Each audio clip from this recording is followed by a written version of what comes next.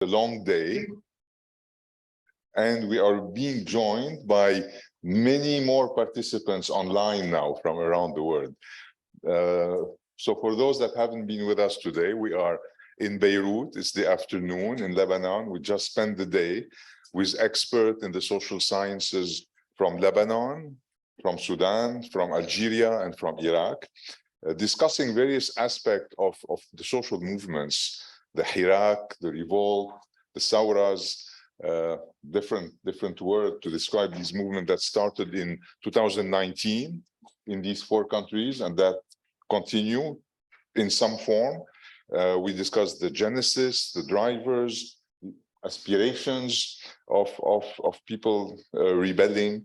And the goal of this particular last session now, which is a public session, is to try to place these movements in the longer period, in the longer durée. To try to understand, why they went asleep, what would it take for them to reawaken, what has they left behind, what has changed since then. And so we'll have a conversation now among 4 speakers that were very active today. We have with us Nawal Belakhdar, an Algerian active, very creative sociologist. You're at the University of Freie in Berlin. Next to her is Ibrahim al-Badawi. He's the head of the Economic Research Forum, who is organizing this session together with the Issam Faris Institute at the AUB in Beirut.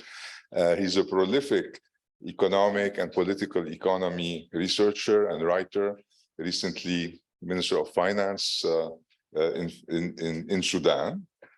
Next to him is Faris Nazmi, a prominent Iraqi sociologist with the Iraq Association for Political Psychology.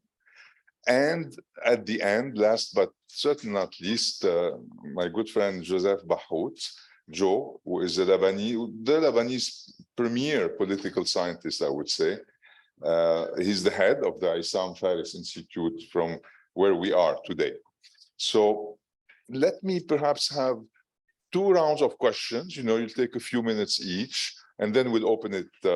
We'll open it. I'll speak in English. You can speak in French or in Arabic. We have wonderful simultaneous translation, and our participants around the world, you have channels from which you can choose the language you're more comfortable with. So the first question, let's reflect a little bit about, why these movements that were exuberant and powerful and surprising and spontaneous in 2019 went to sleep, not in Sudan, but in the other countries. One can think of 3 types of reasons, repression, state repression, COVID-19, that kind of reasons. A second reason that has more to do with the own, say weaknesses of the movement, social splits that appeared over time, the fact that they were leaderless, which was a strength at the beginning, their horizontality may have become a constraint over time to their continuation. And a third possible reason is kind of the regeneration of the regimes. C'est la régénération. So a regeneration for various possible reasons, more fear, the fear of becoming Syria, external support possibly, and in some countries more oil revenues that after the COVID crisis, oil prices increase and oil revenue increase. So this mix of explanation may work more or less in different countries. So let's reflect on that. Nawal, how do you evaluate the weight of these 3 explanations in Algeria? I mean, now the regime is flushed with oil. Does it make autocratic restoration easier? Or can we imagine that the misuse of these oil revenues actually, I mean, this is a great opportunity to modernize the economy. Could that actually have the opposite effect and mobilize again the population at some stage? Mm-hmm. Thank you so much, Ishaq, for these very important questions. I mean, you asked how we evaluate these, I think one, how we evaluate this kind of of factors. And I would say first that, I mean, there are several factors that led to the weakening of the Hirak in Algeria. You mentioned repression. I mean, indeed, there has been a huge campaign of repression, actually starting with the dismissal of Bouteflika. This was the first moment where we saw political demonstrations being forbidden in front of trade union locals and so on and so forth. But I mean, repression was a central factor. But I think what is most important is that we've seen that the regime, which is in a very deep crisis, and I think this is actually my main answer, that it managed to bring the Hirak to a halt. In March 2020, helped by the COVID-19 pandemic. So when the Hirak participants themselves renounced of going to the streets, so they said, okay, we stay at home on the one hand, but they used this phase to repress very severely the population and the active population. But later on, I think another fact, I mean, what I would like to stress is that, again, the regime is in a deep crisis. The internal crisis of the regime is still present. The crisis that led actually to the Hirak, so the crisis between the different wings of the regime is still permanent. We're still reading in the newspapers that a general is dismissed, this person is being imprisoned. So high-ranking members of the regime are still fighting each other. And on the other hand, the regime didn't manage, although it tried to consolidate its governance by organizing elections in December 2019, going back to the constitutional order by organizing a constitutional referendum for a constitution that should be the consecration of a reform process, introducing a new Algeria. So in an attempt also to co-opt the Hirak, calling also the Hirak Mubarak, inscribing also the Hirak in the constitution. So all these attempts, in a sense, are not at all successful. So we've seen this in terms of very, very low voter turnouts during all the electoral events that we've seen. So the presidential election in 2019, the referendum for the constitution in 2020, but also the legislative election in 2021. So we've seen that the confidence, the crisis of confidence, the legitimacy crisis between state and society is still permanent. I would also add an aspect that you mentioned. I mean, although currently the Algerian regime is very much benefiting from the high prices on the international oil markets, but this is just a temporary une piqûre temporaire. So it's not something that would structurally it's temporary. It won't help to overcome the structural weaknesses of the Algerian economy. And we still have a very explosive social situation, which was already explosive in 2019. It has been sharpened by the COVID-19 pandemia, and I think this is something also that will expect us in the future. Perhaps just a last point in terms of internal weaknesses of the Hirak. So you mentioned a lack of consensus. I would say that there's still a persistence of conflicts that are linked to the past that is not that was not overcome. I mean, Algeria is a country that went through a civil war in the 90s, and we didn't have a process of transitional justice. So we had, like in perhaps like in Lebanon now, so it was over. We had the president who declared, in a sense, that now the tragédie nationale, the national tragedy, is over after a referendum, but nothing has been said about the reason of this conflict. Why did it came into being? Who is responsible? Nobody has been judged for the crimes that have been perpetrated. And this is the reason why certain conflicts are still prevalent in the society. And I think this is one of the main reasons that led in May 2021 to the weakness of let's say, to the end of the coalition.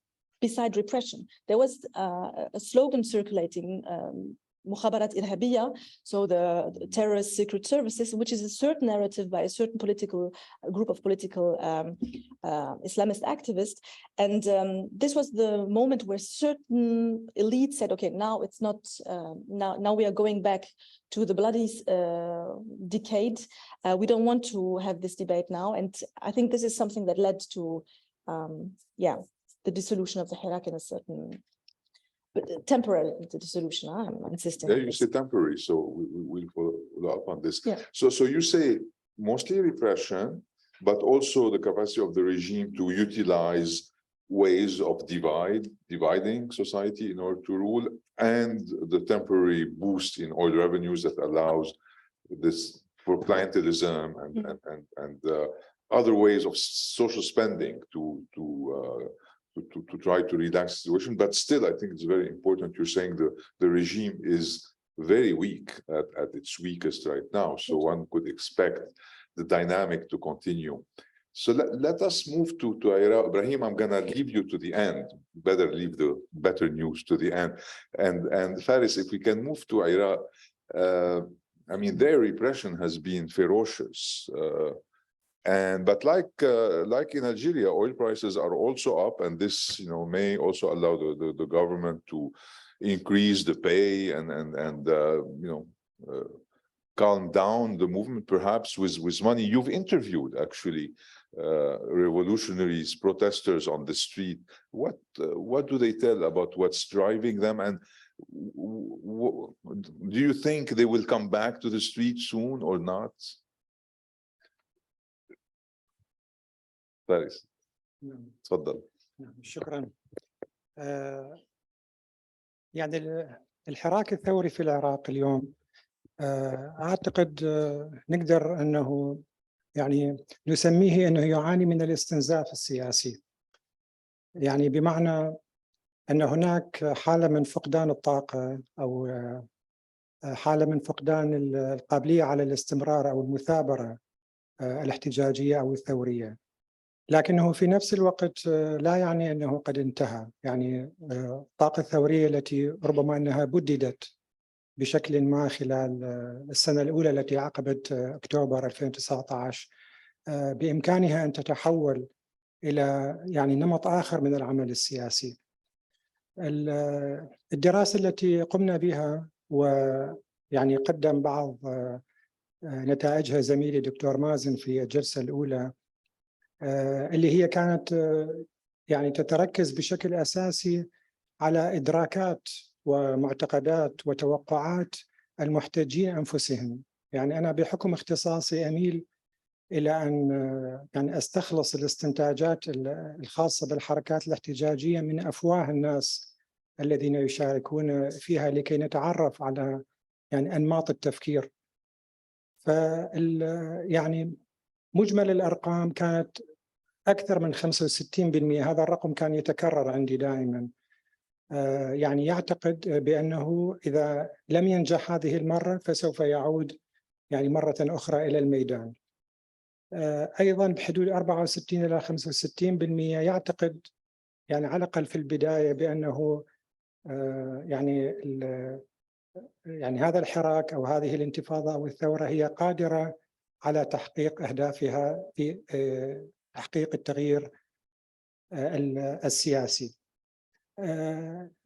لاحقا نحن نعلم بأن يعني هذا لم يتحقق، ويعني في الجلسات السابقة تحدث كثير من الباحثين حول أفول أو حول انسحاب أو نكوص هذا الحراك. احنا اليوم بالعراق أنا يعني عندي في يعني تقسيم أن الذين شاركوا في حراك تشرين ربما اليوم يعني تشظوا إلى 4 أو 5 أصناف يعني ما بعد الثورة. صنف تماما يعني اليوم يعتريه اليأس وقد غادر الميدان السياسي، وبعضهم هاجر أو هجر بفعل القمع، سواء هجر داخل العراق أو أنه خارج العراق. الجزء الآخر اليوم يعني يذهب باتجاه العنف، وهو يهيئ نفسه للعمل المسلح والعمل العنفي، ويعتقد بأنه لا جدوى من أي انتقال ديمقراطي سلمي، وعليه أن يكون مستعدا لثورة أخرى ولعلها ستكون مسلحة من وجهة نظره. البعض الآخر تم احتواءه من قبل النظام السياسي، وتم اختراق البعض، وتم بناء تنظيمات سياسية تدعي أنها امتداد إلى احتجاجات تشرين، ولكنها في الواقع هي تخرج من رحم النخب السياسية الحاكمة، وأيضا يعني جزء من محتجي تشرين بالإغراء والإغواء و يعني القسر تم أيضا دمجهم بهذه التنظيمات.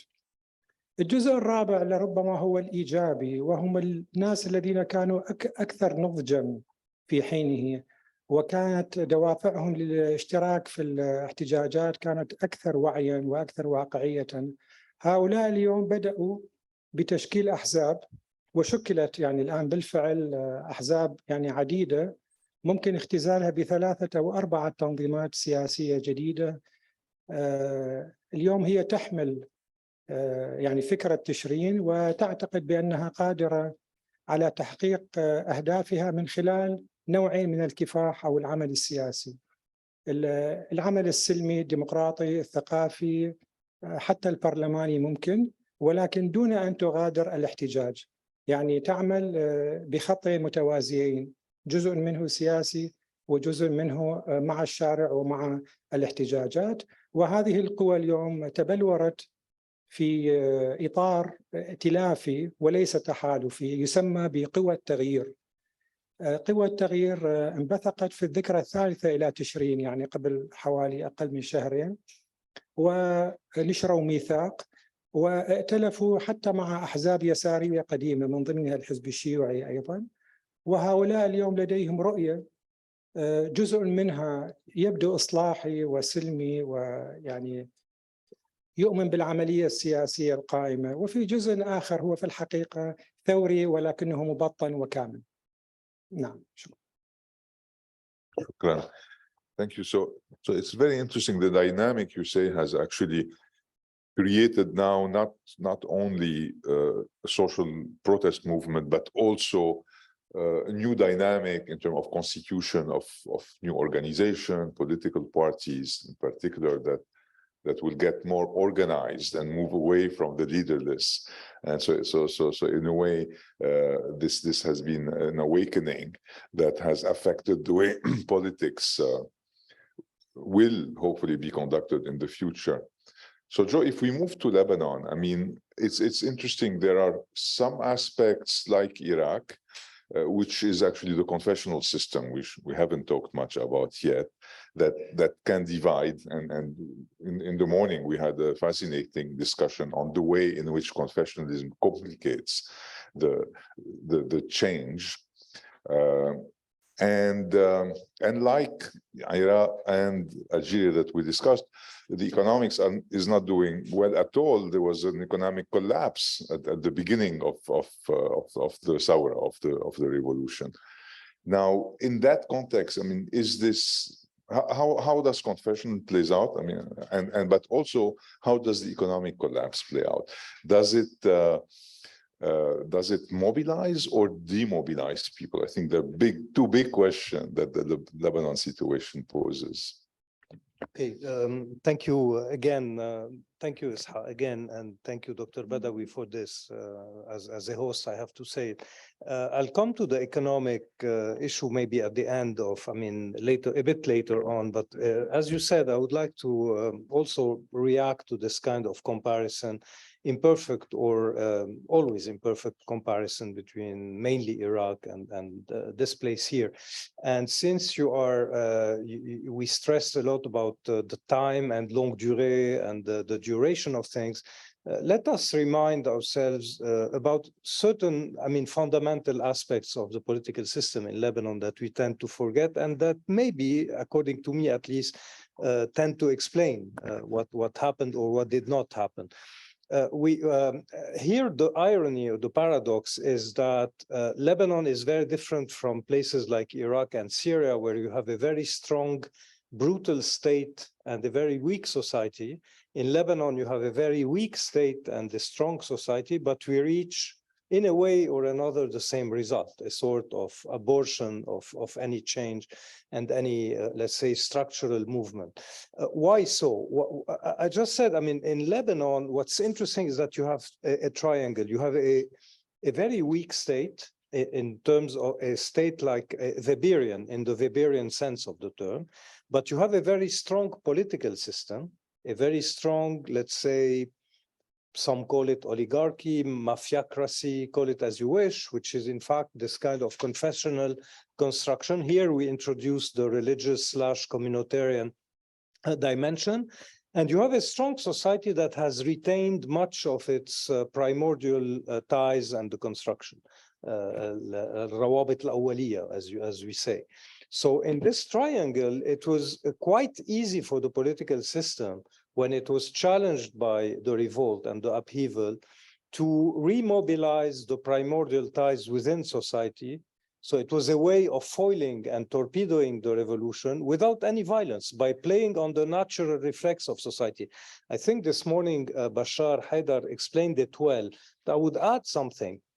Very quickly after the second or third month of the revolution, without much of effort, the political system threw at the street 2 or 3 slogans that were very quickly able to redivide again the society and the movement along the cleavages that the movement was pretending to overcome. 14.8, etc. Not only Muslim, Christian, or Shia, Sunni, but on the question of the weapons of Hezbollah, resistance, etc.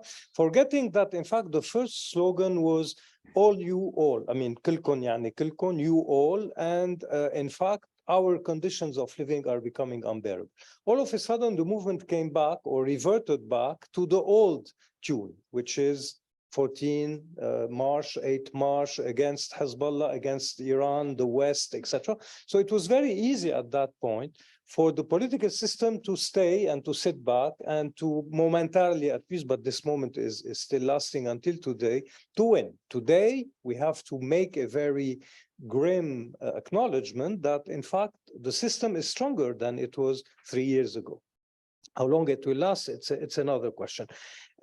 Related to that, on the top of that, something that we alluded to on the Algerian case, the weakness of the opposition / revolution, etc. itself, or instead of saying weakness, I would say the very, let's say, the deficit in the accumulation of a political culture of change. Here, I mean, whereby in Syria or Iraq, this is the result of 40 years of desertification of the political space because of an authoritarian system. In Lebanon, it was the result of decades of extreme neoliberalism that, in fact, created a society of individuals, an inability to work collectively. Parties, as someone was saying, I mean, in Algeria, the figures, for example, of youth in the parties is very low. I guess in Lebanon, it's the same. I don't think there are any people, really, any youth, any intellectual, etc., in the new relevant political parties. So we didn't have this habit of working together. So there was a lack of programmatic alternative put forward. Added to that, to conclude on the political level, came elections, and people came, rushed very quickly to the game of elections without a program, without figures, the famous leaderless something.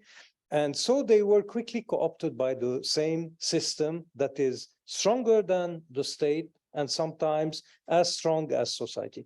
So to conclude on this point, before saying a word on economics, I would say that whereby Arab systems, counter-revolution won by coercion and by violent, let's say, repression, sometimes savage repression, like in Syria, I mean, cities destroyed. In Lebanon, you don't have a to shoot one bullet. I mean, all you have to do is to co-opt people by rejuvenating in the society, in the social structure, the same line of divide that were there before, and playing on this kind of ultra-individualism, whereby each one wants to really occupy a seat and etc. So today, the change movement, we use the same term, but compared to Iraq, today, some of them are in parliament. They pretend to be, in fact, representatives of Tishreen. Also in Lebanon, it's Tishreen.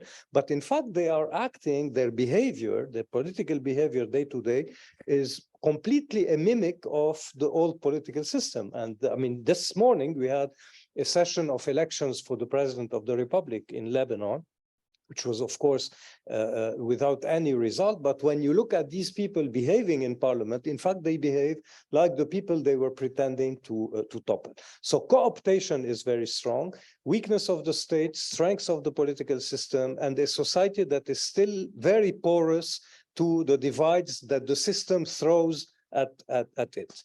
On the economic issue, it's very interesting.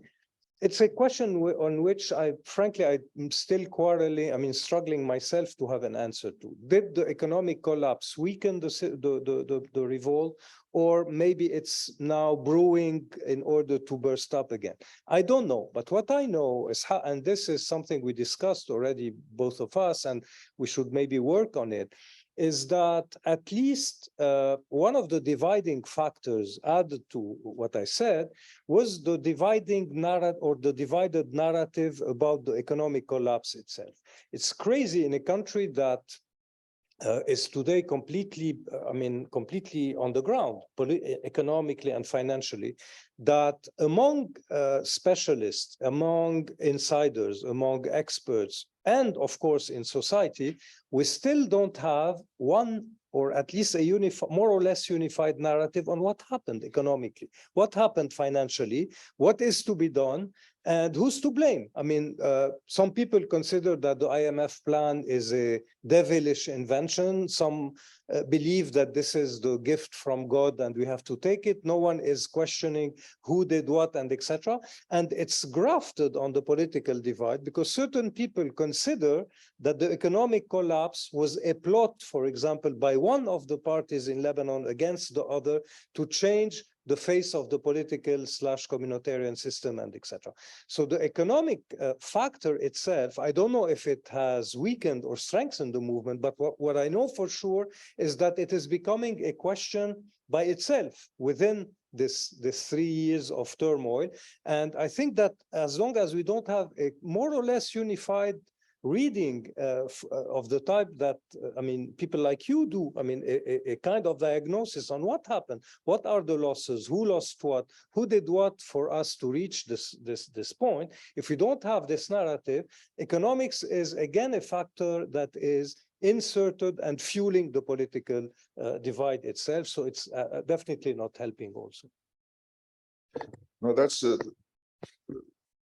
going to be a big question now, especially in the oil importing countries, in Egypt, in Tunisia.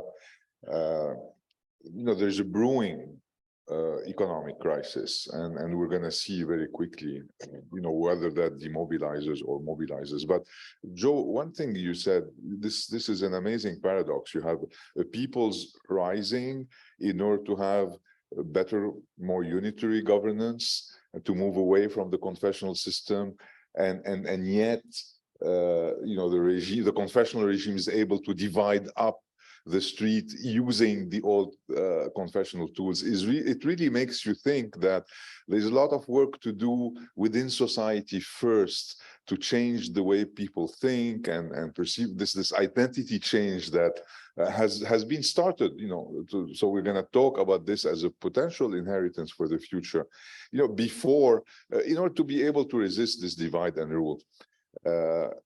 I think, if we move to Sudan, both themes are very important. The repression was intense.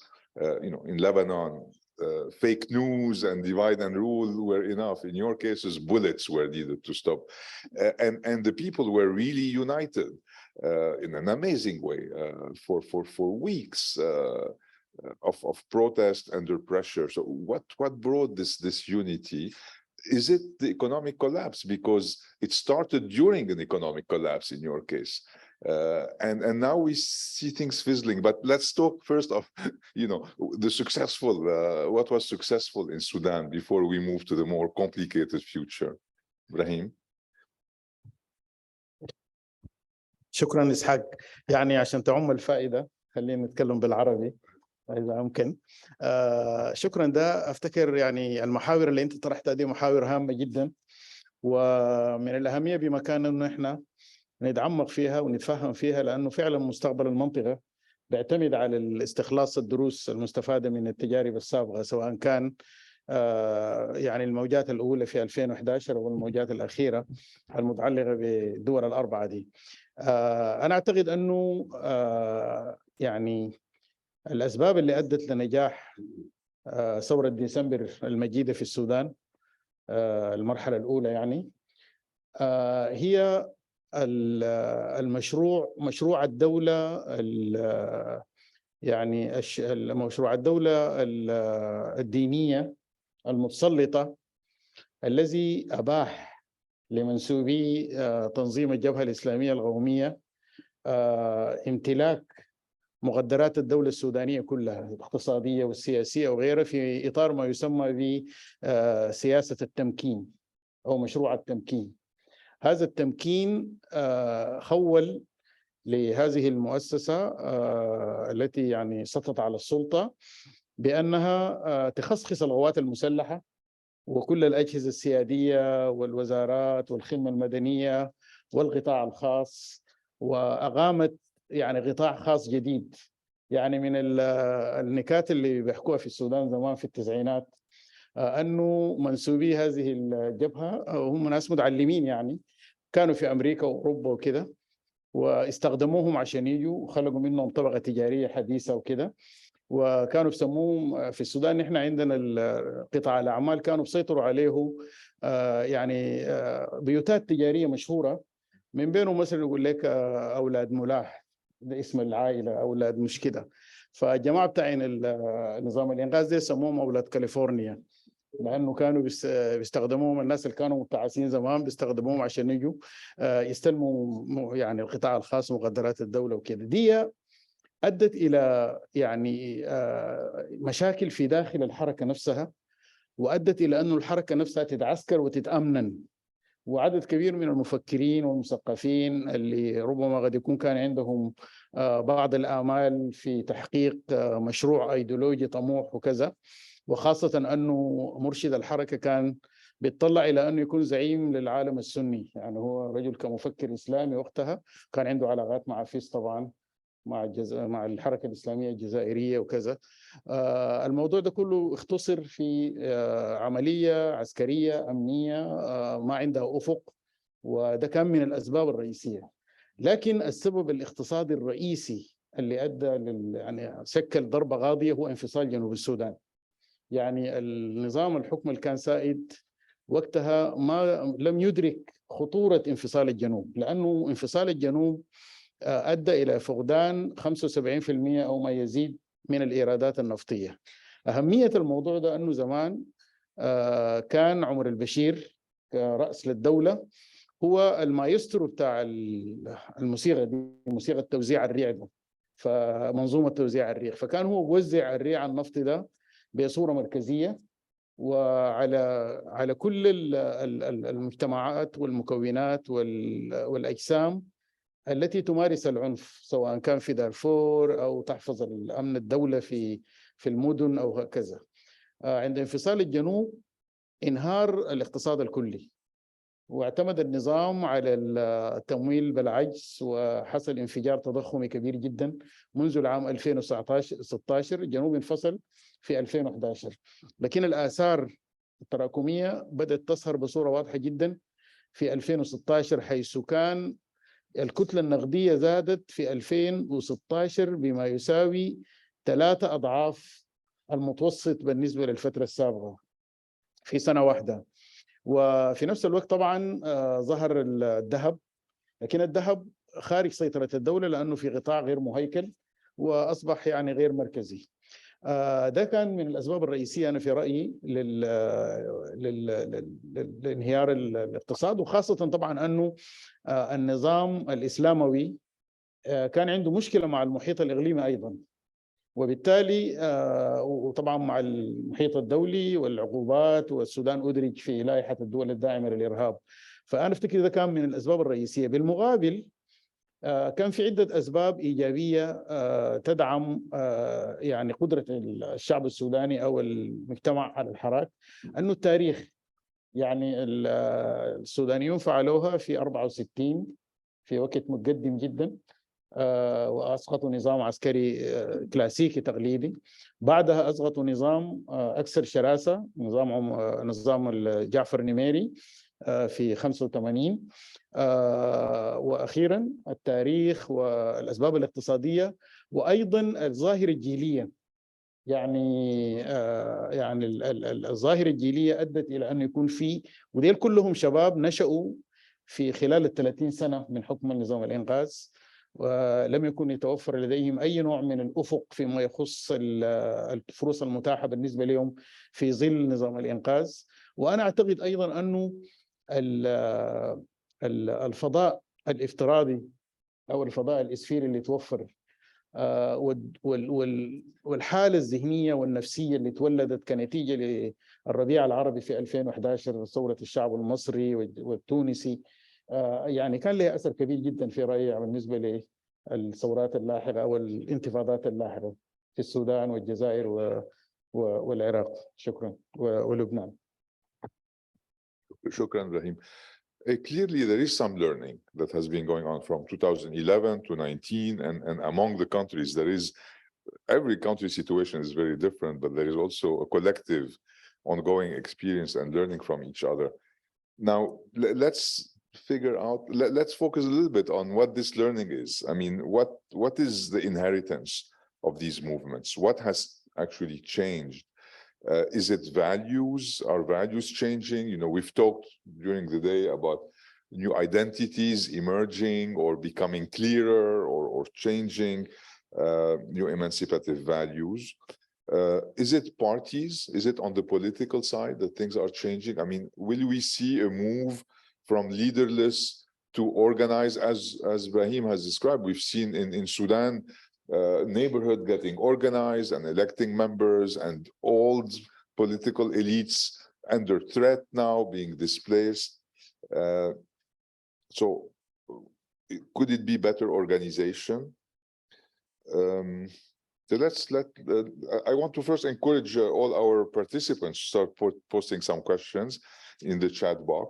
And I want to go back to all of you on this, and also comment on the recent elections. I mean, after all, the elections in Algeria, in Lebanon, in Iraq, you know, didn't change a lot. The recent elections that happened after these events, why is that? Were they manipulated, or is it too soon to expect, you know, new political parties to emerge? Who would like to start? Joe? Okay, maybe, I mean, especially on your last point, and it will help me prolong what I was saying. Yes, of course. First of all, probably in a country like Lebanon, but also elsewhere in the region, I think, because this region has been living under decades of, say, a sort of political curtain, iron curtain. Probably the notion that change is not a miracle. It doesn't happen in a moment. It's not one moment. It's a cumulative process. It needs the change of the balance of power, and I think this is, at least in Lebanon, something that we have forgotten. The societal and not only the social and political balance of power. And here the values are important. The issues of new issues on the agenda, like gender, youth, climate, etc. Day to day, a societal change. It also takes some grassroots mobilization and grassroots networking, which is something also that we have forgotten. Not everything is happening on the top. Things have to also be accompanied from the bottom. So this is, yes, the first lesson. Call it parties, call it something else. I think we are today in a sort of postmodern political construction where parties also are parties 2.0. I don't know how they need to reinvent themselves, but yes, definitely a form of organized political action is needed. The second thing, to come back to Lebanon, and which I think is a progress. Now, I don't know where it will and when it will trickle down as a result, But a huge progress has been made in the sense that the economic question, l'économique, as we say in French, has become a crucial part of the reflection. You know, this is a country where, because of the economic miracle, everybody used to talk politics. No one really was caring about how it works economically because it was working. Okay, in a way or another, it was working. Now, we understand that, no, it doesn't always work. You have to understand. And I'm quite positively surprised by today the amount of people who want to understand the mechanisms of macroeconomics, the mechanism of money, etc. How does a bank work or doesn't work, etc., which is new. And I think this will probably help increase a certain awareness in society. The third lesson, also derived maybe from the Lebanese experience, is patience. And here also, I think there's a question that has been opened by the transition in Eastern Europe that has not been well grasped and understood in the Arab world with transitions. Elections are not always the panacea for a quick change. Elections come at the end of the process. And here, probably, if there's one lesson that we should learn from Sudan, is this. I mean, prepare the change, and then it will be translated in ballot box. Rushing to ballot box in the beginning of the process, and I know that this is a very strong Western injunction, but we should resist it and push it back, okay? Give us time to change the balance of power, to prepare, to increase awareness, to put the agenda upon which we will quarrel and compete, and then we'll go to election. Going to elections quickly is the prime tool for a system, as in Lebanon, who's very strong at co-opting. It will sell you a seat. It will sell you a seat in parliament, a 10% and etc., and tells you, no, okay, you exist, try to change. You see, the system is much stronger and etc. So this is a temptation that has to be resisted also, to play on time, to play on patience, and not always to fall for the quick fixes that sometimes by goodwill or bad will, our Western friends recommend us to go towards. Paris, would you agree? It's good to follow up from Lebanon to Iraq. We saw so many connections. I mean, in Iraq too, you have short-term and medium-term challenges. It looks like the confessional system has got back in place right now, but there are enormous economic challenges. And I guess the street is there and puts pressure on the new government to deliver. Is it the case? Is the street a new political player that will force this new government to make economic reforms? And if it doesn't, would it weaken again the governance system and perhaps reawaken the street? How do you see the future from where we are? في الوقت الحاضر الشارع الاحتجاجي السياسي في العراق يكاد أن يكون صامت، وهو في مرحلة هدوء، في مرحلة كمون، في مرحلة إعادة نظر، وحتى أيضا يعني بعض منهم في مرحلة إحباط ويأس. فالحكومة الحالية، والدليل على ذلك أن الحكومة التي تشكلت قبل يعني أسابيع يعني بشكل صريح قامت بدمج الميليشيات في الحكومة بشكل صريح، وإن كانت في الحكومات السابقة الميليشيات أو ما يسمى بقوى اللا دولة، القوى الموازية للدولة، كانت لها تأثير ولها نفوذ، ولكن بمسافة عن البناء الحكومي. هذه المرة العملية تم دمجها، والقصة ربما معروفة بعد انسحاب التيار الصدري من البرلمان، يعني قصة سياسية طويلة لا أريد أن أستغرق فيها. أنا هذا كله يعني ما حدث منذ بدايات 2020 إلى اليوم أنا أسميه بالثورة المضادة، الكاونتر ريفوليوشن.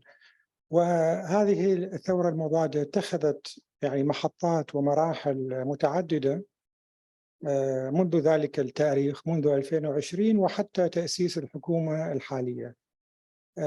الانتخابات التي حدثت في أكتوبر 2021 وهي التي أنتجت الحكومة الحالية أيضا، هي في الواقع أيضا كانت محاولة النظام السياسي لبناء أو لإعادة إنتاج شرعيته السياسية من جديد، وإن كانت بأرقام يعني لا تتجاوز 20% من المشاركة كانت مشاركة الانتخابية. هذه على الأقل اللي يعني تم التوافق عليها بين المنظمات التي كانت تراقب إلى آخره. ففي نهاية الأمر النظام يعني يحاول أن يرمم يعني بنيته في إدراكات الناس كشرعية سياسية، وحتى في داخله يعني كوظيفة سياسية. اليوم نلاحظ يعني كما قلت يعني قبل قليل بأن حالة السكون هذه هي يعني بتقديري هي أمر طبيعي يعقب الحركات الثورية. يعني هذا هو ليس استثناء، يعني سواء في المنطقة العربية أو حتى على مدى التاريخ السياسي في العالم.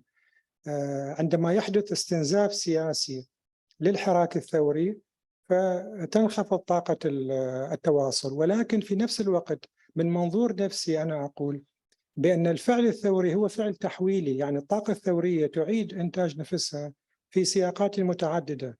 يعني حتى الصمت والكمون هو نوع من مراكمة الطاقة، ما دام النظام السياسي لم يعني ما كان ولا هو الآن قادر على أن يحل أي مشكلة من المشكلات التي كانت السبب في اندلاع الحراك الثوري.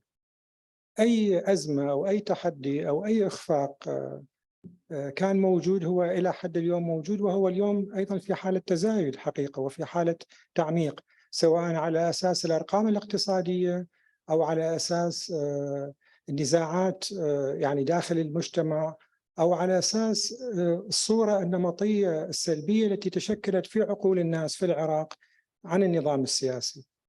فأنا هنا يعني دعني أكون متفائلا قليلا وأقول بأن يعني أهداف تشرين أو أهداف الاحتجاج لعلها لم تتحقق. نعم، ونحن متفقون على ذلك. يعني لا تغيير النظام السياسي ولا مكافحة الفساد ولا إنهاء الطائفية ولا غيرها، ولكن ما الذي تحقق؟ على المستوى النفسي الاجتماعي السياسي الثقافي أعتقد هناك نقاط أساسية تحققت، أنا أسميها بالتأثيرات يعني وليست الأهداف. يعني واحد من أهم الأمور التي تحققت في الإدراك العام في البلد بأنه مسألة إعادة توزيع الثروة في هذا البلد أصبحت مسألة يعني urgent، مسألة يجب أن يتم التعامل معها، ولا يمكن السكوت على أن هناك أوليغارشيا معين تحتكر كل شيء. هناك أمر يجب أن يعاد النظر فيه. هاي أصبحت قضية رأي عام وقضية وعي وثقافة سياسية. أيضا نقطة أخرى وهي مسألة التابوات أو المحرمات التي ما كان يمكن الحديث عنها قبل تشرين 2019. يعني القدسيات، واللي هي في أغلبها هي القدسيات الدينية، رجال الدين، رموز الدينية، المرجعيات الدينية، السرديات الدينية. الحقيقة بعد تشرين هذه المسائل كلها أصبحت تحت طائلة المساءلة. يعني هناك اليوم نوع من الجرأة والشجاعة الفكرية وحتى يعني الفيزيكال، يعني الإنسان ممكن أنه يغامر بأن ينتقد كثير من التابوات والمحرمات وأن يسائلها بل أن يشكك بها.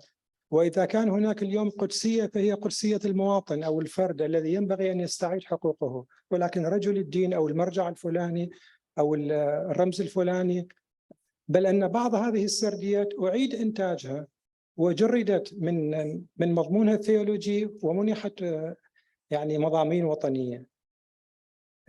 النقطة الأهم بتقديري وهي ظهور جيل سياسي شبابي جديد لم يظهر في العراق منذ الخمسينات، خارج الإطار الماركسي اليساري التقليدي، خارج الإطار العروبي القومي، وخارج الإطار الديني الإسلامي. جيل سياسي لأول مرة يريد أن يعمل في السياسة، لديه مفاهيم، لديه أيديولوجيا لعلها غير يعني ممنهجة اصطلاحيا لا يستخدم القواميس السياسية التقليدية ولكن يستخدمها باعتبارها مطالب، وهذا الجيل بدأ ينظم نفسه.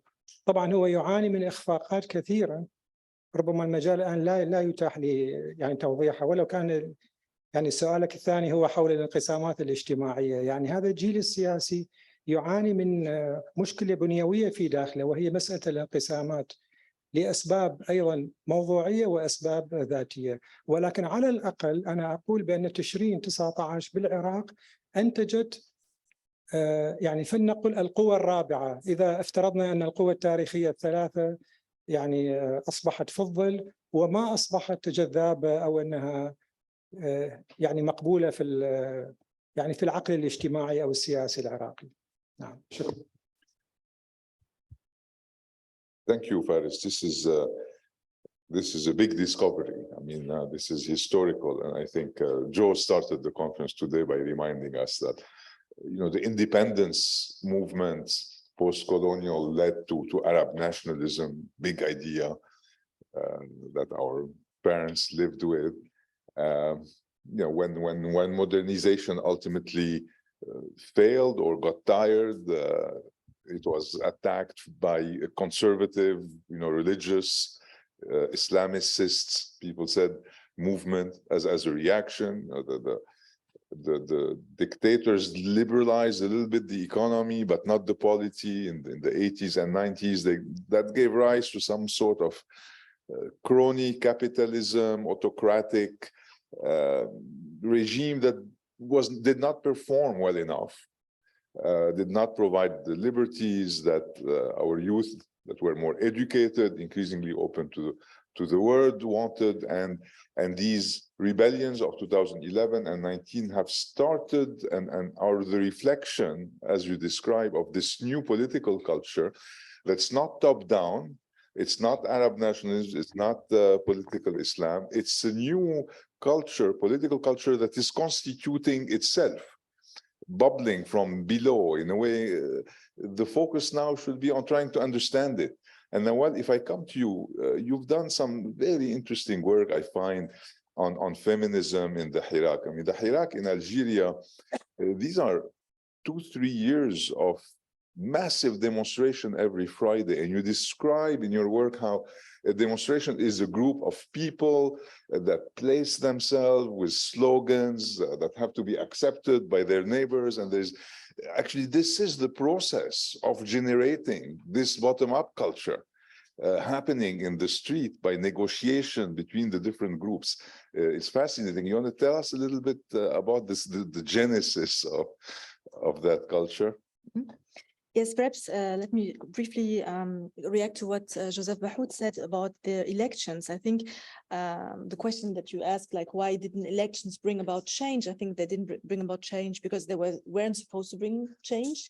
They were done in the context of huge repression, and they were also very massively rejected by the population, who said, or by the Hirak concretely, who said, like, we want, this is also a kind of lesson learned from the past. So, like, we won't engage into this process while there are hundreds of political prisoners still in the prison, which is actually still the case. We have more than 300 political prisoners currently in Algeria. And there are no conditions to create critical debates and discuss about future issues. So elections were rejected by the Hirak as it was clear they would not bring about a change, but rather are a way to reconstruct the external legitimacy of the regime. And now I would like to come to perhaps what you hinted at, like also what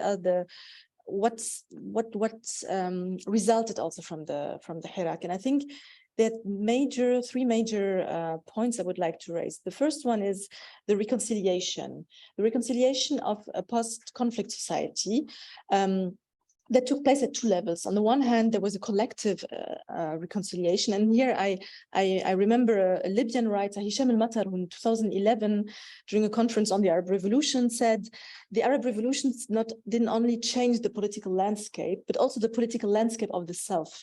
And I think this is something that really has long-term effects.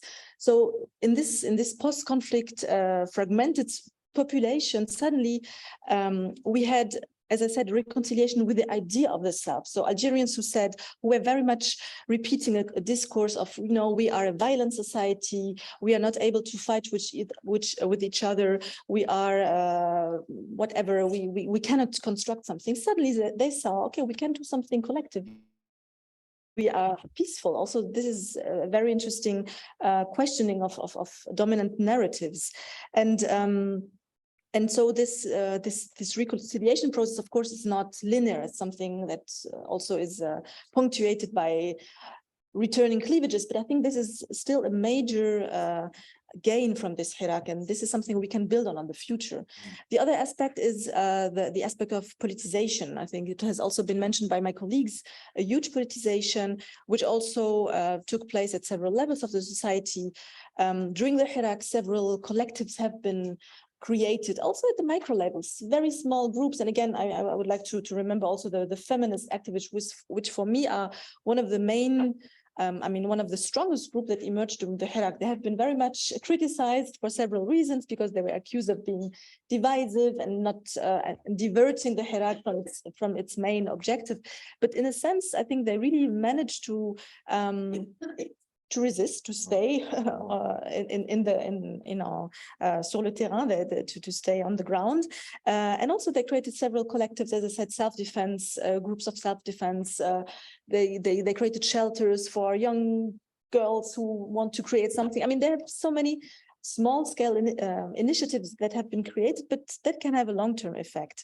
And perhaps perhaps I'll leave it to this aspect and come back to this later. Okay. So Brahim, anyway, you may want to react. I have just two ideas, and there is a question for you in the chat box. Could it be that political culture that we're talking about has been accelerated in Sudan because this is not the first revolution? You spoke this morning about this history with many revolutions, and maybe also because of the dramatic economic collapse, and so maybe after a while, economic collapse does arouse anger. The other side that we see in Lebanon of the economic collapse is that, in a way, clientelism becomes much cheaper, and in this chaos, militias and the like groups that can exercise violence have a comparative advantage. So these are thoughts. The question here is, as you can expect, reflections on the recently signed framework agreement between the military and the FFC Central Council.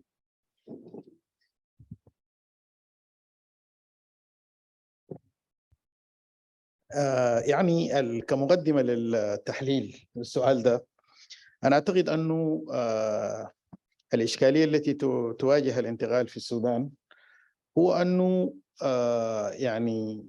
حتى مقارنة بالحالتين السابقتين، يعني بعد ثورة أكتوبر 64 وانتفاضة مارس أبريل 85، كان السودان بتحكم أنظمة كلاسيكية، حتى أنظمة عسكرية، لكنها كانت أنظمة كلاسيكية لم تتخذ إجراءات متطرفة أو مغالية في التطرف من ناحية التمكين وإزالة المؤسسات القومية وكذا.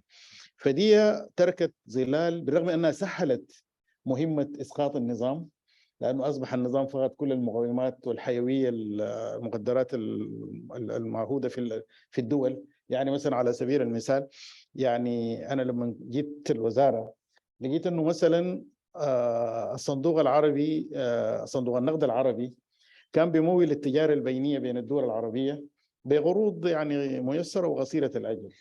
وإحنا كنا بنستورد الأدوية المنقذة للحياة، وما زلنا من السعودية مثلا بالقروض بتاعت الصندوق دي. المتأخرات بتاعت السودان كانت 7 مليون دولار فقط، والنظام السابق ما كان مستعد أنه يدفع. فأنا سألت واحد من السياسيين اللي كان في مرحلة معينة شارك في النظام، قال لي يا أخي في آخر سنة الحالة وصلت درجة من السوء أنه أي مؤسسة يعني بتتعامل مع الحكومة السودانية ما فيها إمكانية لكوميشن ما بيدفعوا، لأنه المنظمات دي منظمات محترمة طبعا وما في وصل المستوى للدرجة دي، فدي سهلت المهمة لكن في نفس الوقت صعبت مهمة الانتقال وما زالت. أولا يعني القوات النظامية أصبحت عندها مصالح اقتصادية. من أهم إنجازات الاتفاق الإطاري ده أنه الآن المؤسسة العسكرية اقتنعت بأنه لا بد أن تتخلى عن هذه المصالح الاقتصادية. ده إنجاز مهم وإنجاز تاريخي. الموضوع الثاني بيتعلق بأنه في التزام الآن بأنه حسب الاتفاق الإطاري ده أنه القوات المسلحة تخرج من العملية السياسية، لكن في إشكالية هنا يعني كاتش 22 زي ما بيقولوا، أنه قالوا بس أنتوا كسياسيين تتركونا وشأننا، ما عندكم دخل في القوات المسلحة. دي الخطورة في الموضوع، أنه الآن يعني في يعني الدولة غير قادرة على احتكار العنف المنظم في نزاعات أهلية مسلحة فيها ضحايا كبيرة جدا، نزاعات ممكن تؤدي إلى موت 20 شخص 30 شخص. ومن ضمن الأسباب اللي أفشلت الفترة الانتقالية الأولى أنه كان رئيس الوزراء عبد الله حمدوك كان هو رئيس الوزراء لكن ما عنده سيطرة على القوات النظامية، فبالتالي ممكن حالة عدم الاستقرار توظف ضده أو وظفت ضده ممكن توظف ضد السلطة الجديدة. دي واحدة من التحديات. التحدي الثاني أنه في حاجة لعدالة انتقالية، لأنه في انتهاكات كبيرة جدا حصلت. على سبيل المثال فض الاعتصام اللي راح ضحيته عدد كبير جدا من الشباب والشابات، حسب التقديرات واحدين يقولوا 1000 شهيد، واحدين يقولوا 500، يعني عدد كبير، وواحدين يعني ألغوا بجثثهم في النيل، ويعني جرائم فظيعة جدا. لكن العدالة الترميمية دي أو الانتقالية دي يفترض أنها تحاسب الجناة وعدم الإفلات من العقاب. ده الشعار اللي كل السياسيين ملتزمين به، لكن هي بتصعب عملية الانتقال، لأنه الجهة الأخرى هي متهمة حتى يثبت العكس، وبالتالي في تخوف كبير جدا من جانبها في مسألة العدالة الانتقالية، وما فيش قيادة سياسية عندها الجرأة والشجاعة أنه تتكلم صراحة عن أنه العدالة الانتقالية دي ممكن تكون زي اللي حصل في جنوب أفريقيا مثلا، يعني مش عدالة جنائية إنما فيها عدالة حقيقة ومصارحة ويعني وترميم، يعني عدالة ترميمية. دي واحدة من التحديات الكبيرة جدا.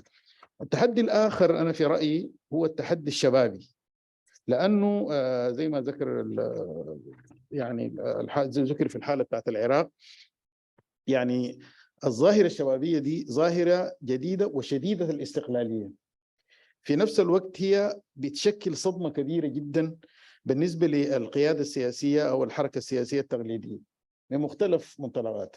بعضها حاول يتجاهل الظاهرة دي، بعدها حاول يوظف هذه الظاهرة لمشروعه السياسي الضيق، وبعدها يعني حاول، يعني قليل منهم حاول يدخلوا معهم في حوار، لكن إلى الآن ما في يعني مشروع وازن يعني بناء حوار بناء مع الجيل ده. الآفاق الممكنة إذا تمت أنه طبعا أول حاجة الظاهرة الجيلية دي ساهمت في تعديل موازين القوى، يعني إذا نظرنا للنموذج ده بتاع المرور الضيق ده هي يعني أدخلتنا تاني بالصمود بتاعه كده ودي ميزة إيجابية. أنا أعتقد أنه الحركة السياسية الآن مطالبة بأنها تتموضع وتمارس عملية تخصيب عضوي، يعني كروس فيرتيلايزيشن مع الشباب ديل. وأيضا الشباب هم برضو عندهم مشكلة بتاعت فجوة معرفية، يعني هم متحمسين وشباب وكذا، لكن يعني ما عندهم مغاربة يعني وازنة للأدوات الممكنة لثورة سلمية حضرية. يعني مثلا أنا دائما بعمل مقارنة بثورة التجراي اللي أنت طبعا تعرفها كويس بوضعك الزمان كمدير للبنك الدولي في أفريقيا في اثيوبيا. يعني ثورة التجراي ثورة مسلحة ريفية استطاعت أنه تغزو المدن وتحتل العاصمة وتعمل جيش خاص بها ومؤسسات سيادية خاصة بها. الثورة المدنية السلمية اللي في الجزائر وفي العراق وفي السودان وفي لبنان دي لا تستطيع تعمل كده. عندها أدوات قوية جدا لكن أدوات موظفة في اتجاه ثاني. فهل يمكن هذه الثورة تعمل يعني مساومة وطنية مع المؤسسة العسكرية أو مع النخبة الحاكمة وصولا للأهداف الاستراتيجية مع مرونة تكتيكية لا بد منها للوصول إلى الأهداف؟ فأنا أفتكر ده برضو واحد من التحديات الكبيرة جدا اللي بتواجه الانتقال في السودان. شكرا. Let's open it up for question. I think, please, if you can. And thanks, Ibrahim, for concluding with the real big question. Really, will change be revolutionary or will it be gradual?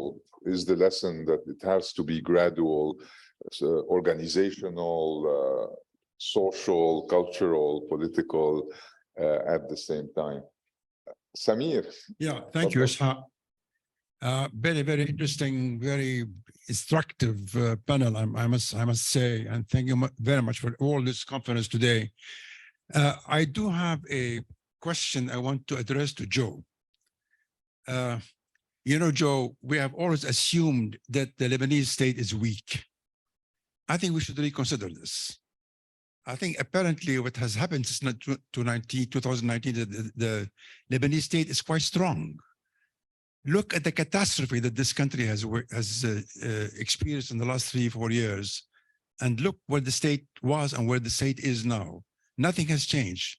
Those in power are still in power. As long as we have this existing confessional system, the confessional state in Lebanon is strong. And the question is how to go about changing it. But to say that the Lebanese state is weak, I always used to say that. I agree with you. I always said that. But apparently, I think I'm now rethinking whether this is true. I think apparently the state is much stronger than we had ever assumed. Thank you. This was Samir Makdisi. Any other? Quickly. You want to? No, quickly. Yes, sure. I mean, Samir is our, one of our inspirers.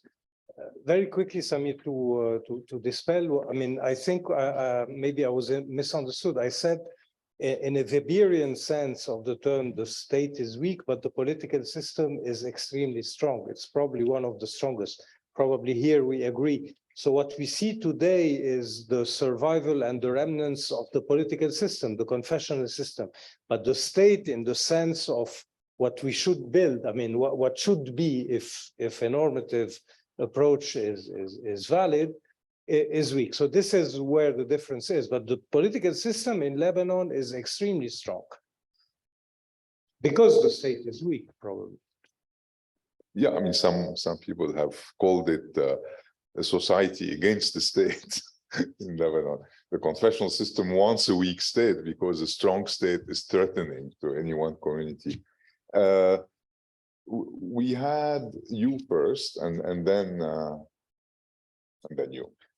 أنا أتساءل عن تفكيك شرعية النظام الاستبدادي بعد الإطاحة بالنظام في عدد من الدول. يا ريت إذا تناقشنا في الشيء ده. برضو موضوع الانتخابات يعني والإعداد لها في ظل منادات بعض الأحزاب التقليدية في السودان بقيام الانتخابات والاستعجال لها، وكذلك العسكريين أنفسهم. فبتساءل يعني مع نهاية الفترة الانتقالية متبقي عامين، بعدها حيكون التجهيز للانتخابات في ظل وجود نظام متجذر في منظومة فساد متواصلة. فكيف يمكن يعني الأمر؟ برضو موضوع التدخل الأجنبي وتقاطع صراعات الدول والتأثير الكبير على بعض البلدان في التدخل في القرارات للدول، يعني مثل السودان في ظل تقاطع الدول ومصالحها. فممكن يشكل نقطة تحول في مسار الانتقال أيضا. شكرا، سؤال مهم كتير. عندنا 4 أسئلة فيكم تعملون هيك بسرعة. وبعدين بنجاوب الكل. 1 2 3 4 5. اوكي. طيب شكرا جزيلا. أنا حقيقة بشايف إنه في شيء مشترك بين الدول الأربعة ذكروا الدكتور فارس، وده يعتبر نتاج إيجابي جدا لهذا الحراك. أول شيء ويجب إنه الناس يحافظوا عليه ويدفعوا به للأمام. أول حاجة حركة الوعي نتيجة لهذا الحراك السادت، يعني الوعي بالحقوق والوعي إنه تاني شعوبنا دي ما بتتخمى بسهولة. الحاجة الثانية النقطة الثانية إعادة توزيع الثروة القطب والحديث عن المهمشين، دي برضو واحد من المكاسب الأساسية للحراك على مستوى الدول الثلاثة. الحاجة الثالثة المحرمات والحديث فيها، ده برضو بعتقد مكسب أساسي بين الدول الأربعة، لأنه زمان تحاول تطرح أي طرح غير الدولة الدينية التقليدية بتواجه بعنف والله بقمع.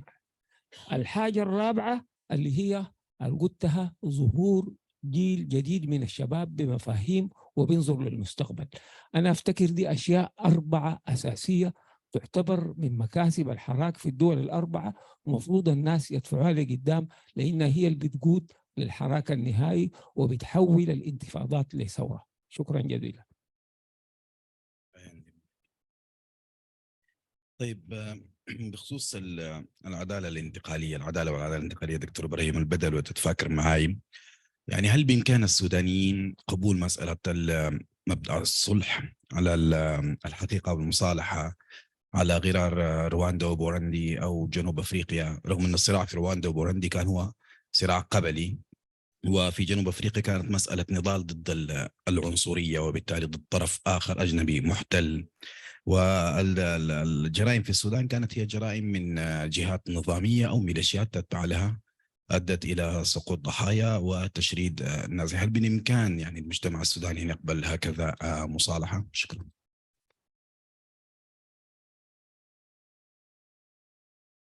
شكرا جزيلا. أنا حقيقة سؤالي عن إلى أي مدى وجود أنظمة متباينة في منطقتنا العربية تؤثر على مستقبل الديمقراطية في المنطقة نفسها، من حيث تضارب المصالح، من حيث سواء في الحكم، أيضا وجود قوة خارجية أو أجنبية ومصالحها، إلى أي مدى بتأثر في وجود أنظمة ديمقراطية راشدة تقوم في المنطقة بغض النظر عن الحراك الداخلي للشعوب في تلك البلدان؟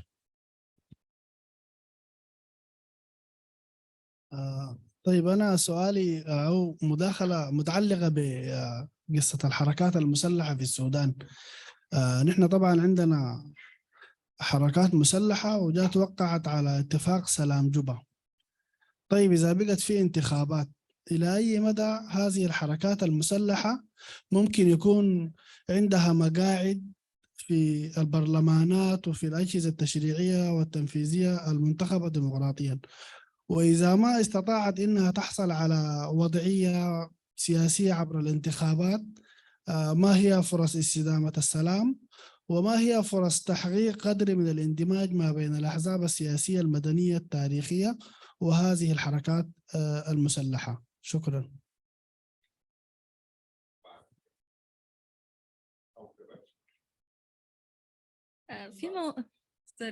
في موضوع مهم ما أشرنا له، موضوع دراسة ظاهرة لجان المقاومة، يعني باعتبار إنها إنتاج معرفة جديدة وهي حالة سودانية خالصة. فكيف نحن ممكن لجان المقاومة يعني نبعد عن العمل السياسي في ظل توقيعها على عدد من المواثيق والاتفاقات السياسية، باعتبار إن احنا نضمن فيما بعد في حال قيام انتخابات أو ما بعدها يكون عندنا جسم رقابي يعني على أداء المجلس التشريعي أو غيره. فهي الظاهرة بتستحق التوقف عندها والدراسة، باعتبار إنهم ما بيعملوا أجندة سياسية أو تحت لواء أحزاب أو خلافه، سوى إنهم همهم الوقوف في وجه النظام الاستبدادي وخلافه. الآن تم التوقيع على الاتفاق الإطاري، ولجان المقاومة كلها هي اللي بتحرك الشارع وهي اللي بتقود التغيير، وما زالت متمسكة يعني إنها هي ترفض اللي بيحدث الآن. شكرا.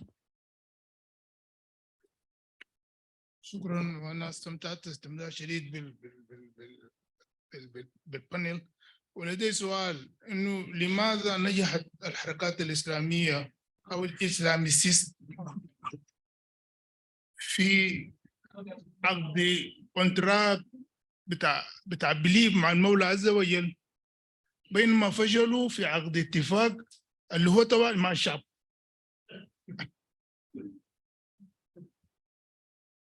ومن هنا يجي السؤال. من هنا عندنا في الصيغه الدستوريه بدات طوالي في غلات بسم الله ما بسم الله، بعدين طوالي الاسلام مصدر التشريع. لماذا لم تبدا بانه we the Sudanese want from the government to do the following economic program؟ بمعنى انه لماذا، وحتى في حاله الدول الاخرى، لماذا لا نعطي اولويه واضحه وتتحدث البناء باسم الشعب انه نعطي اولويه للحل الاقتصادي فوق الحل السياسي، و economics come first and then politics follow. And thank you.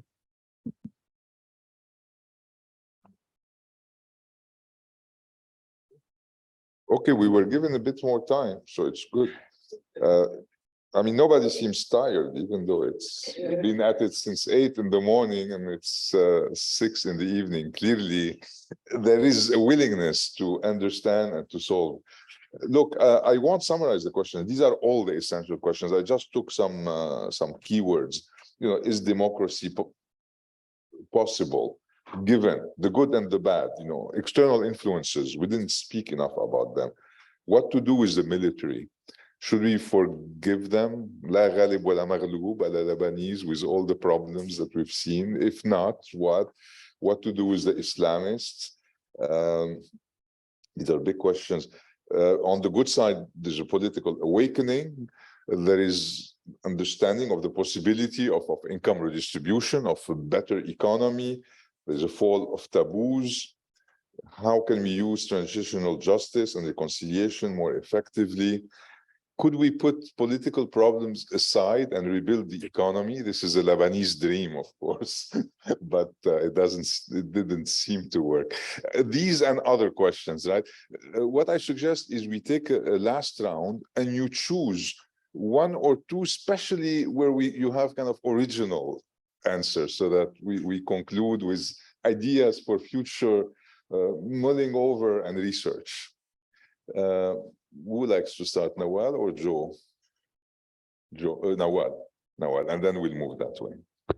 Okay, so very, very quickly, I mean, is democracy still possible? I mean, I think the fact that so many people, millions of people around the Arab world went to the streets, took the streets to realize this dream, shows that there is a possibility to realize this. Will take time. Of course, we have several difficult factors, external intervention. We didn't talk indeed enough about this. Also, the persistence of certain actors like the military, and I think it's the core problem. For example, in the case of Algeria, where it's extremely difficult to remove this institution, although this institution is also demographically coming to an end. I mean, they're not really able to renew themselves. The regime is not able to renew and to establish a new clientele. So I think there is some hope for this. It doesn't mean that we will have a bright future in the immediate time, but I mean, there will be a change. I'm sure about this. I also think there's a paradox that has been raised, which is the paradox of wanting a radical change by peaceful means. Yeah. I think, I mean, this is something where, I mean, perhaps the revolution, the way we conceive it, won't take this form, but I mean, we will still have small-scale protests, small-scale actions, and I really believe in the power of these small steps. And perhaps a last point I would like to, I mean, I completely agree with what you said about politicization and everything, but I think there's one aspect we didn't really talk about it today. It's the social question. And I believe, like, in terms also of the lessons learned compared to the previous uprising in 2011, and I'm especially thinking about the Tunisian case. I mean, the Tunisian case, okay, until now, currently it's a very bad example, but until very recently, it was described as the best, I mean, the only hope of the first wave of Arab revolutions, the democratic example. And there was something that was lacking. It was the social question. And I think this is one of the reasons why this revolution came to an end, because this question has not been raised enough. And I see the same mistake being reproduced in the Algerian case, because people don't want to tackle divisive questions, because there are other priorities in a sense. But still, I think that avoiding the issue of, what is this future economic model that we are heading to? How can we maintain also the les acquis, of the independence of this post-colonial period, which really led to more dignity for the citizen. I think this question should be tackled very, very soon in order to really ensure a kind of long-term success, I would say. Thank you. Thank you. اوكي، انا يعني بجاوب على سؤالين. السؤال الاول موضوع يعني المشروع الاقتصادي يعني كرافع لعمليه انتقال وطني يفضي لانتقال اقتصادي كبير، تحول اقتصادي كبير، ويسهل عمليه الانتقال الوطني السياسي. انا الحقيقه حبيت يعني هنا احب انوه الى انه يعني برضو بقيادة الأخ يعني أو بتنسيق الأخ إسحاق، عملنا نحن كان في شهر 10 تقرير يعني عن في إطار ما اسميناه جروس كوميشن وعلى الميدل إيست ريجن، وتم إطلاق التقرير ده أو يعني في أكتوبر، في including يعني في خلال الاجتماع السنوي لصندوق النقد الدولي والبنك الدولي، وانا اعتقد انه كان عنده تاثير ايجابي جدا وكان في تفاعلات كبيره معه. هو بيتكلم عن يعني task for renewal، نهوض او يعني تجديد وطني لدول شمال افريقيا والشرق الاوسط. وانا الحقيقه احنا في الورقه بتاعتنا عن المتلازمة السودانية يعني استعرنا النموذج ده وأسقطنا عليه الحالة السودانية أنا والأخ يعني زاكي. فبدينا بأنه المشروع الوطني مفروض يكون عنده شقين، شق اجتماعي، أقصد شق سياسي وشق اقتصادي، ويكون مبني على عقد اجتماعي، دستور ونظام الحكم وبناء السلام، تحديث القوات المسلحة، إصلاح الخدمة المدنية، النظام الفيدرالي، وأجندة الشباب والمشروع التنموي. أنه لازم يكون في خطاب نهضوي.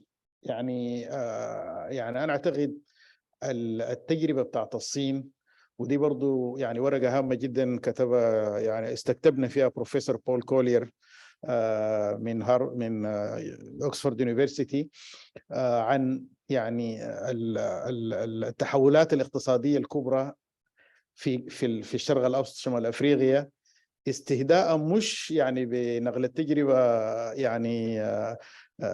يعني حذو النعل بالنعل زي ما بيقولوا، لكن نقل العملية نفسها اللي تمت. فهو ذكر مثلا التحول اللي حصل في الصين اللي قام به التشيرمان دينغ سياو بينغ في سنة 1978 أو 75، وتكلم فيه عن 3 أشياء أساسية. الأولى هي أن الصين مجتمع عنده حضارة عظيمة، وأنه يجب إعادة الحضارة دي، يجب بناء دولة يعني كبيرة وأساسية وكده تحقق، والانتقال من الدولة المركزية يعني التي تبحث عن الريع إلى دولة لا مركزية تحقق تنافسية عالية. بعدين المحور الثاني فيه هو التعلم الاجتماعي، السوشيال ليرنينج، فاست سوشيال ليرنينج، يعني تقييم التجربة. وده أنا أفتكر مهم جدا وله علاقة بالكلام اللي أنا قلته عن اليسار السوداني، أنه يعني دينغ سياوبينغ من ناحية عملية انتقل من الأيديولوجيا للفكرة وتقييم الفكرة.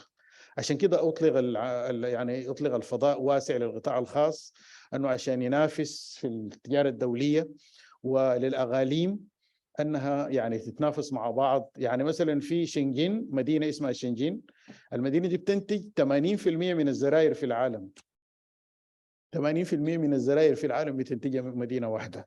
فأنا أفتكر أنه الخطاب النهضوي مهم جدا، ويكون فيه تركيز على المستقبل، وفي نفس الوقت عنده أهمية تانية لها علاقة بالمحور الثاني، أنه القواعد الشعبية تتقبل، يكون عندها آمال وأفق، وتتقبل الألم بتاع الإصلاح الاقتصادي القصير الأجل، لأنه هي عارفة أنه في مشروع يفضي وده موضوع مهم جدا وله علاقة طبعا بالاقتصاد السياسي بتاع التعامل مع القاعدة. نفس الشيء وده برضو ذكر في التقرير ده، اللي هو مسألة أنك أنت مش مجرد تعمل إصلاح توحد سعر الصرف، ولا لازم تأثر على التوقعات بتاعت القطاع الخاص، أنه القطاع الخاص لازم يؤمن بأنه ده تغيير وجد ليبغى، عشان كده حيصل انتقال استثماري، اللي هو ده المحور الثالث. المحور الأخير هو التوافق ما بين النخب، وأنا أفتكر أنه في حالة السودان زي ما ذكر الأخ زاكي، النخبة بتاعت سوار الجبل، إحنا في السودان أطلق عليهم البروفيسور عبد الله علي إبراهيم أنهم سوار الجبل، اللي هم ديل ناس الحركات المسلحة. لكن قال الأسقط نظام الإنقاذ مش سوار الجبل، هم عملوا عمل تراكمي صح، لكن سوار السهل اللي هم الشباب اللي في المدن في الشريط النيلي وفي المدن الكبرى في السودان هم اللي أسقطوا النظام. عشان كده لابد من آلية لإدماج سوار الجبل عن طريق حكومة قومية، وده بيكون مهم جدا جدا في أنه تحصل انتخابات، لكن ما تكون انتخابات حزبية، تكون أقصد سوري يعني ما تكون حكومة انتخابية، تكون حكومة قومية يكون فيها سوار الجبل ديل، يكون فيها القطاع الحديث من النقابات وغيره وغيره، على الأقل فترة انتخابية كاملة 4 سنين أو حتى فترتين، عشان الناس ينتقلوا من المتلازمة دي بتاع انه يكون في انتخابات وبعدها يحصل انقلاب وهكذا. فدي المحاور الأربعة اللي أنا أفتكر أنه ممكن تكون تبنى على مشروع اقتصادي لكن عندها آثار إيجابية على السياسة. شكرا. شكرا. I'm just thinking that our interpreters have been at work for 9 hours and 15 minutes. يعني we should applaud them anyway, right?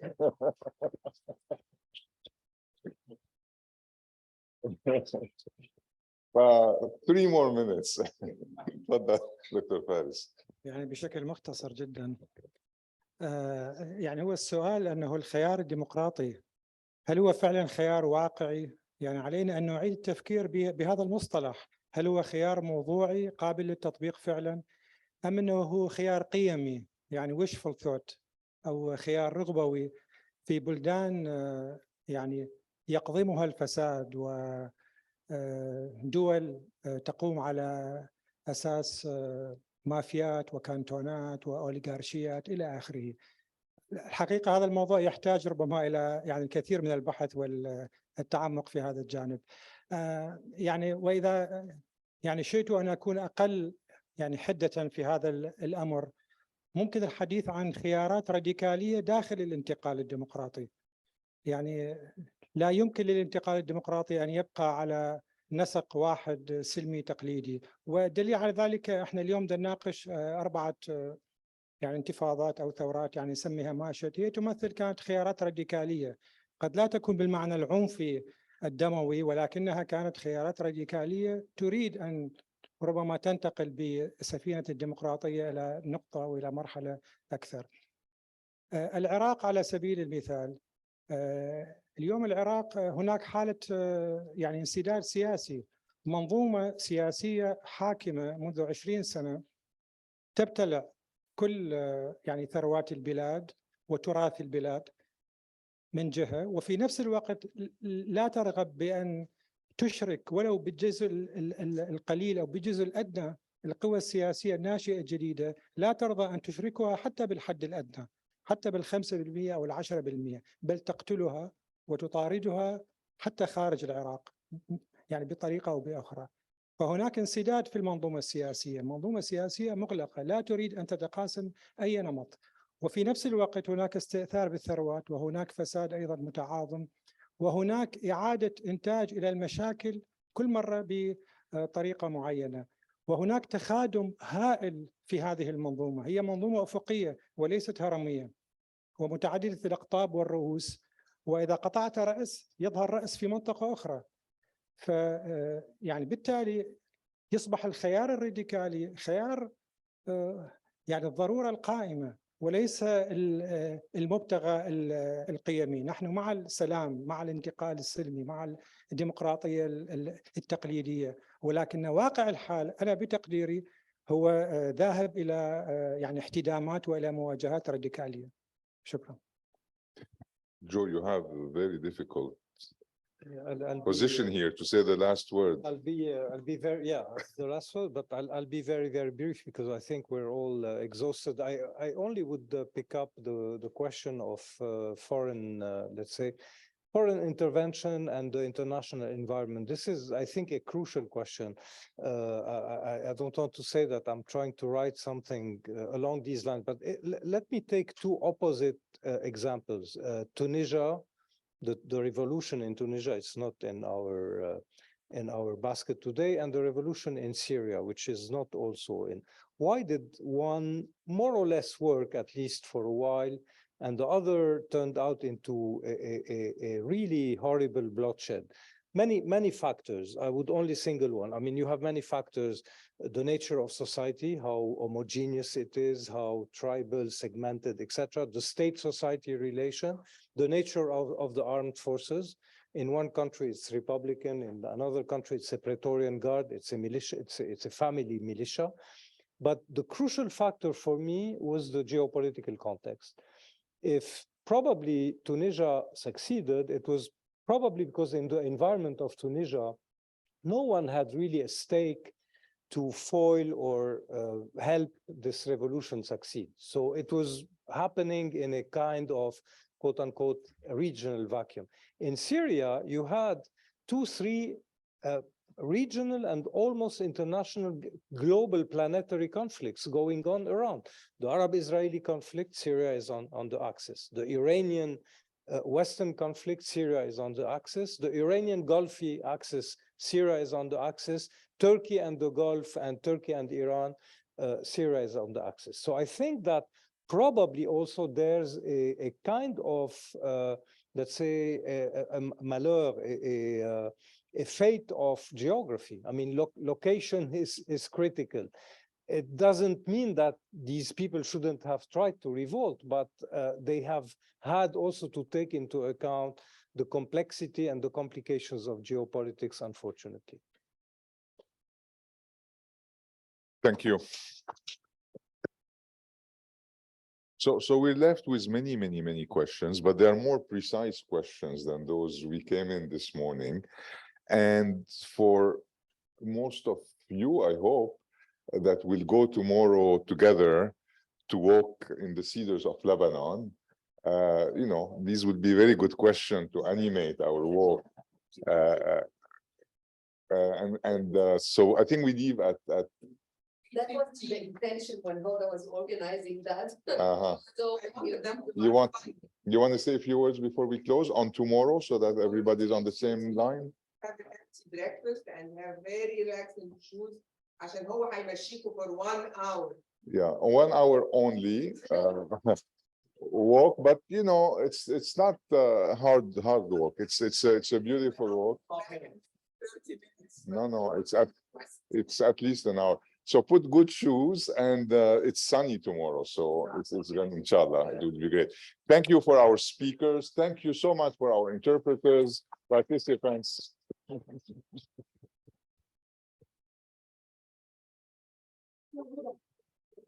Yeah,